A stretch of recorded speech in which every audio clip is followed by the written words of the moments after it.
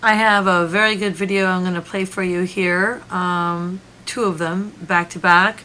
But first, let me just read you this little headline. It says that Japan weighs plans for South Korea evacuation over a nuclear crisis.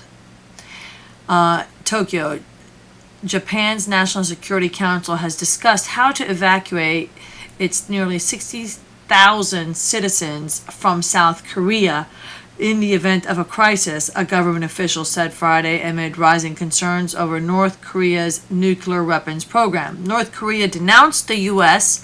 on Friday for bringing huge nuclear strategic assets to the Korean peninsula as a U.S. aircraft carrier group headed for the region ahead of a feared sixth nuclear missile test. And then here's the video clip. So Japan is already now preparing evacuation for its 60,000 residents that are in South Korea. And here's the video. Tonight, multiple senior intelligence officials tell NBC News the U.S. military is on high alert as tensions mount between the United States and North Korea over what U.S. officials see as a possible imminent underground nuclear test. Those intelligence officials tell NBC News that the U.S. has positioned two destroyers capable of shooting Tomahawk cruise missiles in the region some 300 miles from the North Korean nuclear test site. U.S. bombers are also positioned in Guam to undertake strikes on the Korean peninsula should it be necessary. Earlier this week, the Pentagon announced the USS Carl Vinson Aircraft Carrier Strike Group is also being diverted to the area. Multiple sources tell NBC News that if U.S. intelligence detects that a nuclear test is imminent, the White House is considering, for the first time in history, a preemptive strike to prevent it. This strike could include missiles and bombs, cyber, and special operations on the ground. Two things are coming together this weekend. One is the distinct possibility of a sixth North Korean nuclear weapons detonation, and the other is a great deal of firepower headed right at the Korean peninsula. Why now? This weekend marks the 105th anniversary of the birth of North Korea's founder, Kim Il-sung. North Korea in the past has used these major national holidays to celebrate the strength of the regime and to reinforce the national narrative of their independence. So it's not at all inconceivable that they might try to do something like that. Today, North Korea warned of a merciless retaliatory strike should the U.S. take any action. The Trump administration is hoping the Chinese will use their considerable diplomatic and trade leverage to dissuade Kim Jong-Un and his government from moving ahead with its nuclear program. A senior intelligence official tells NBC News since President Trump met with the Chinese president in Florida, he's talked to him 2 additional times about North Korea. In the wake of this, the Chinese sent one of their senior nuclear specialists to North Korea for talks. A White House official told NBC News no military action will take place until South Korea signs off, a sentiment echoed today by South Korea's top diplomat. U.S. officials tell us that if North Korea launches a long-range missile, the United States is also prepared to shoot it down from destroyers now in the region, pending the agreement of the South Koreans. Making the situation even more complex, Vice President Mike Pence is headed for South Korea for a long-planned visit where he intends to spend Easter Sunday with American troops. And then here's the second video loading, so stay tuned. It'll be loading in about... Tonight, Vice President Mike Pence has a warning for Kim Jong-un.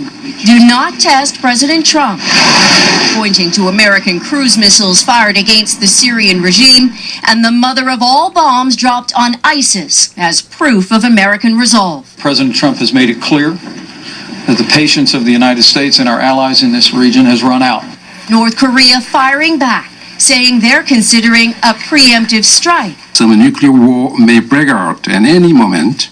The war of words ramping up since North Korea tested a medium-range missile this weekend. It failed. An embarrassment for the regime just hours after a massive military parade to flaunt its might. including what experts believe was the prototype of a new intercontinental ballistic missile. The concern that even failed tests lead to advances. We're now in a period of urgency with the clock ticking, in a sense that these programs are making very real progress toward a threat to the United States. And tonight, fears they could conduct their 6th nuclear test at any time. Justice Pence is making his first trip to the region, visiting the most heavily fortified border in the world, the demilitarized zone that divides the two Koreas. Pence looking towards the north, emphasizing what the U.S. will do to get North Korea to give up its nuclear weapons. We hope to achieve this objective through peaceful means, but all options are on the table. More than 28,000 U.S. military personnel are still stationed in South Korea, tonight on alert and in range of North Korea's arsenal.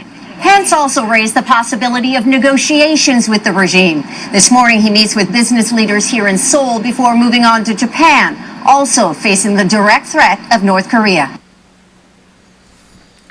All right, so basically what I wanted to say now in ending this video. Since 1992, the United States and our allies have stood together for a denuclearized Korean peninsula. We hope to achieve this objective through peaceful means, but all options are on the table.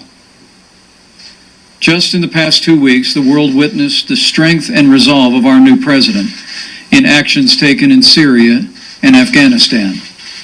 North Korea would do well not to test his resolve or the strength of the armed forces of the United States in this region. As our Secretary of Defense made clear here in South Korea not long ago, we will defeat any attack and we will meet any use of conventional or nuclear weapons with an overwhelming and effective response. Over the past 18 months, North Korea has conducted 2 unlawful nuclear tests and an unprecedented number of ballistic missile tests, even conducting a failed missile launch as I traveled here for this visit. The era of strategic patience is over. All right, so things are really heating up now. What I want to say is that, this attack started first with Syria when they went and started, Donald Trump sent 60 missiles over there and started bombing over there because they accused the Syrian president, Bashar al-Assad, whatever. Anyway, basically, I have another video I'm going to upload you on that. But the Syrian president saying he was framed, that the Islamic extremist did the sarin gas, and that that's what killed the people over there, and that Trump went in without doing any investigating and just started bombing without an investigation. Russia defended Syria, saying, hey, you can't just go and play judge and jury until you do an investigation first. So that's, right now, there is a very increased tension going on between the U.S. and Russia because of that. And after that, then he went, Trump, and bombed Afghanistan. And so now I do believe that Trump will instigate and bomb North Korea. The only difference between Afghanistan and Syria is they don't have nukes. They couldn't defend themselves properly. North Korea does. So, if the U.S. tries to meddle over there, serious lives will be lost here. And this is a very serious issue that's going on. I would like to end by offering a word of prayer and by reading you something in the Gospel of Matthew chapter 24. Heavenly Father, I just ask that you would bless the tensions going on right now along the world. We are living in perilous times. I ask that you would strengthen us and grant us peace of mind. Men's hearts are failing them for fear, as you have said in your word. And it's a very fearful time that we're living in. And especially knowing what's going to happen, it's even more fearful. So I just pray that you would grant us peace and serenity and strength to endure to the end until your soon coming. The disciples asked Jesus in Matthew chapter 24, verse 3, when is the end of the world? And Jesus answered and said to them, Take heed that no one deceives you, for many will come in my name, saying, I am the Christ, and will deceive many. And you will hear of wars and rumors of wars. See that you are not troubled, for all these things must come to pass. But the end is not yet. For nation will rise against nation, and kingdom against kingdom. And there will be famines and pestilence and earthquakes in various places. All these things are just the beginning of sorrows. Then they will deliver you up to tribulation and kill you, and you will be hated by all nations for my name's sake. And then many will be offended and will betray one another and will hate one another. Then many false prophets will rise up and deceive many, and because lawlessness will abound, the love of many will grow cold. So, and then it goes on to say that the gospel will be preached into all the world, and then the end shall come. Well, people have been saying that, everybody's been saying for centuries now, everybody always been saying that the Lord's going to come soon, the Lord's going to come soon for hundreds or thousands of years now. What's changed? I'll tell you what's changed. The internet.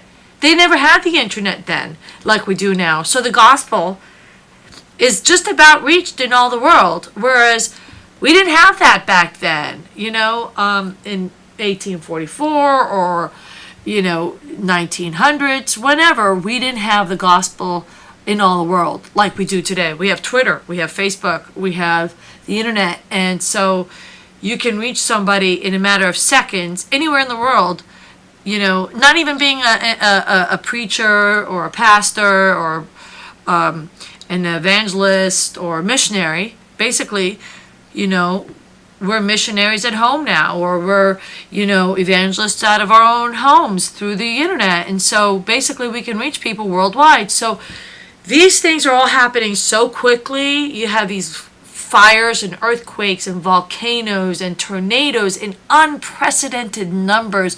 You have epic 1,000-year floods now happening worldwide, and you have all these major calamities worldwide, and now here you have the verge of World War III.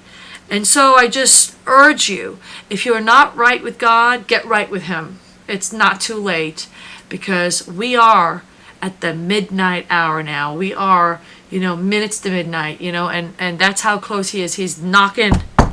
That's how close He is to coming back and getting us out of this corrupt earth that's so decayed with sin and disease, and Satan has just ruined this earth, and God is going to put an end to it. Finally, He's going to put an end, take us home, and start it all over again with a brand new earth, and it's going to be beautiful, and you're not going to see people suffering and children dying and animals suffering. It's going to be perfect. No diseases, no more sickness, no more death. It's just going to be, finally a utopia without sin, without Satan, without, diseases and all that other stuff. So God is real. If you don't know Him, I urge you to learn of Him, search Him. He is real. And anyway, I hope this channel has been a blessing to you. Please subscribe, give me a thumbs up, share my channel, and I hope you have a safe evening. Good night.